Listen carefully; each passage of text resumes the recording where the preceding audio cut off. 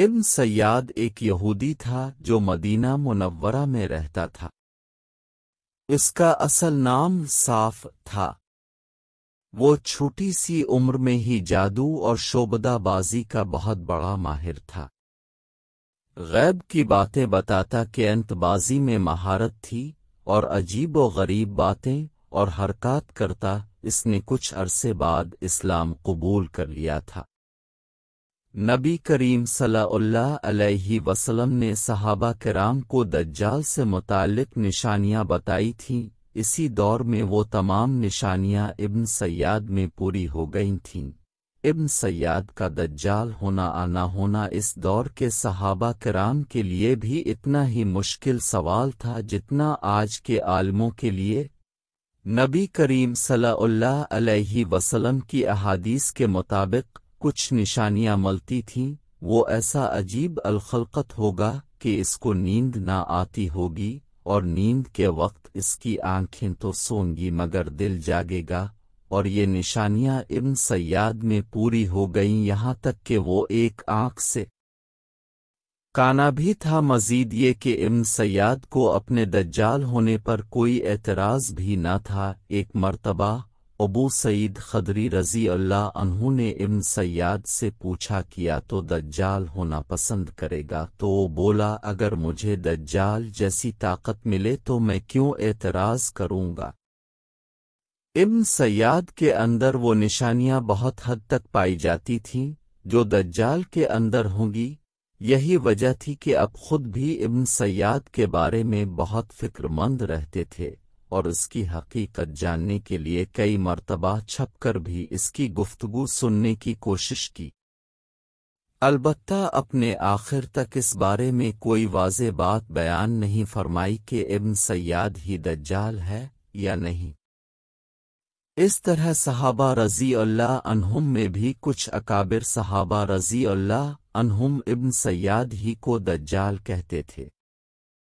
ऐन मुमकिन है नबी करीम सल्लल्लाहु अलैहि वसल्लम उसकी हकीकत से वाकिफ हों और उम्मत पे ये राज खोलने की इजाज़त ना मिली हो। रसूल अल्लाह ने इब्न सय्याद के बारे में अजीब व गरीब बातें सुने तो उसके बारे दरियाफ्त करने के लिए गए। इब्न सय्याद के शैतानी दिमाग ने सवाल के जवाब में उलट जवाब दिया कि उन पढ़ों के नबी। फिर दूसरे सवाल पर उलट जवाब दिया, माज़ अल्लाह। लेकिन सरकुर्दू आलम सल्लल्लाहु अलैहि वसल्लम उसके मुंह से उगलवाना चाहते थे। अब सल्लल्लाहु अलैहि वसल्लम देख रहे थे। अब सल्लल्लाहु अलैहि वसल्लम ने पूछा, किया नजर आता है? इब्न सय्याद ने कहा कि एक रवायत में एक झूठा एक सच्चा और एक रवायत में पानी पर तख्त का नजर आना बताया। फिर अब सल्लल्लाहु अलैहि वसल्लम ने फरमाया, मेरे दिल में तेरे लिए एक बात छपी है, बता क्या है। शैतान ने आधी बात सुनी और गलत मलत कभी सही कभी गलत बताता फरिश्तों की बातें सुनकर। तो शैतान ने फरिश्तों से सुना जैसे तैसे करके आधी बात सुनकर इब्न सय्याद के दिल में डाली। इसने कहा, दुख। अब सल्लल्लाहु अलैहि वसल्लम ने फरमाया, दूर हट, तो अपनी औकात से आगे ना बढ़ सकेगा। फिर उम्मत की इस्लाह भी फरमाई। रसूल अल्लाह ने इरशाद फरमाया, जिसने किसी नजूमी के पास जाकर कुछ दरियाफ्त किया और फिर उसकी बताई हुई बात को सच समझा तो 40 दिन तक उसकी नमाज कबूल नहीं होगी।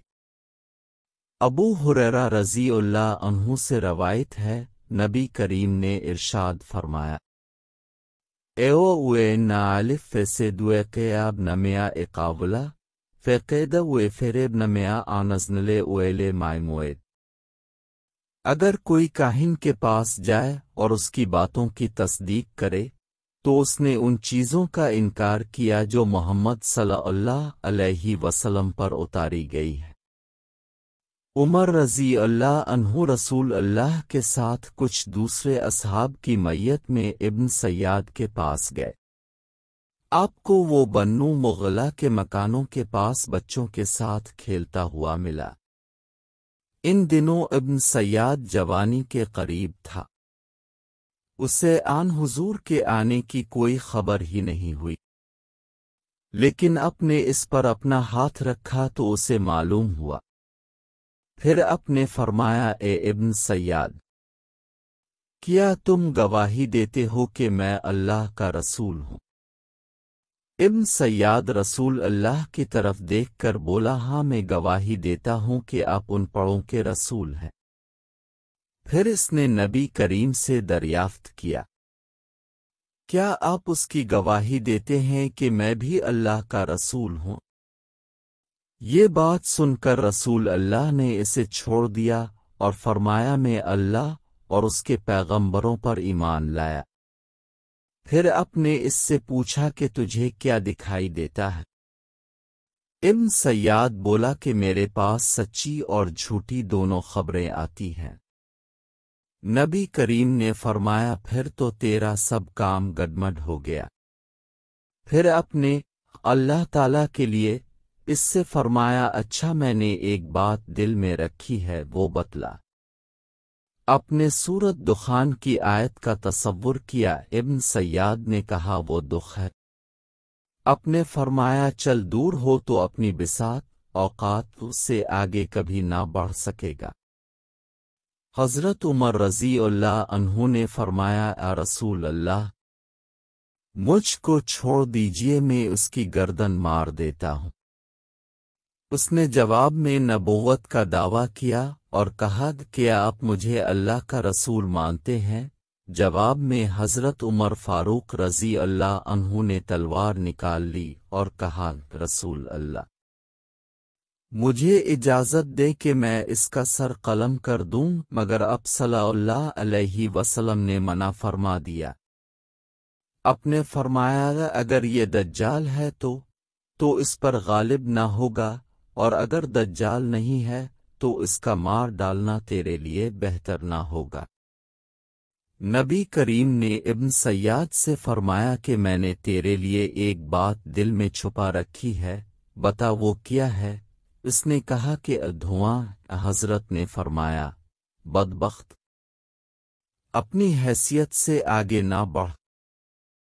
عمر رضی اللہ عنہ نے عرض کیا، اب مجھے اجازت دیں تو میں اس کی گردن مار دوں۔ حضرت نے فرمایا کہ اسے چھوڑ دو، اگر یہ وہی دجال ہوا تو تم اس پر قابو نہیں پا سکتے، اور اگر یہ وہ نہ ہوا تو اسے قتل کرنے میں تمہارے لیے کوئی بھلائی نہیں۔ نبوت کے اس دعوے کے باوجود نبی کریم صلی اللہ علیہ وسلم کے اس کو چھوڑ دینے کی دو میں سے کوئی ایک وجہ ہو سکتی ہے، ایک وہ یہ کہ اس وقت ابن سیاد کی عمر کم تھی، اور دوسری عین ممکن ہے نبی کریم صلی اللہ علیہ وسلم اس کی حقیقت سے واقف ہوں اور امت پہ یہ راز کھولنے کی اجازت نہ ملی ہو۔ میں نے احادیث کی روشنی میں اس بات کا بھی جائزہ لیا ہے کہ نبی کریم صلی اللہ علیہ وسلم نے کسی بھی مقام پہ ابن سیاد کے دجال ہونے کی بابت نہ